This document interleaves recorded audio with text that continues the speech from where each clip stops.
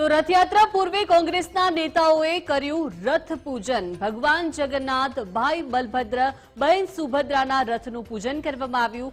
અમિત ચાવડા, શૈલેષ પરમાર, ઇમરાન ખેડાવાલા સહિતના નેતાઓ હાજર રહ્યા। મંદિરમાં આરતી કર્યા બાદ રથ પૂજન કરવામાં આવ્યું।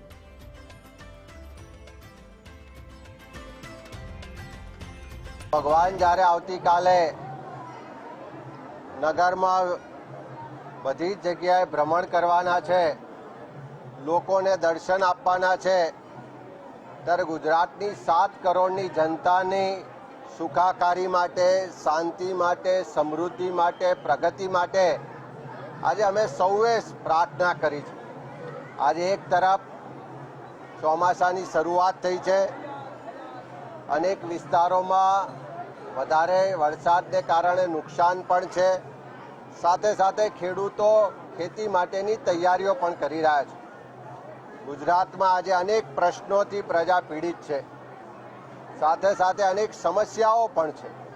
તો આ બધામાંથી ઉકેલ મળે, કોઈ પણ જાતિ, ધર્મ, ભાષા, પ્રાંતના ભેદભાવ વગર બધા જ લોકો સાથે મળી આ રાજ્યનો વિકાસ થાય, આ રાજ્યના લોકોનો વિકાસ થાય, આ રાષ્ટ્રનો વિકાસ થાય ને સૌના જીવનમાં સુખ, શાંતિ ને સમૃદ્ધિ આવે એવી ભગવાન જગન્નાથશ્રીને પ્રાર્થના કરી છે।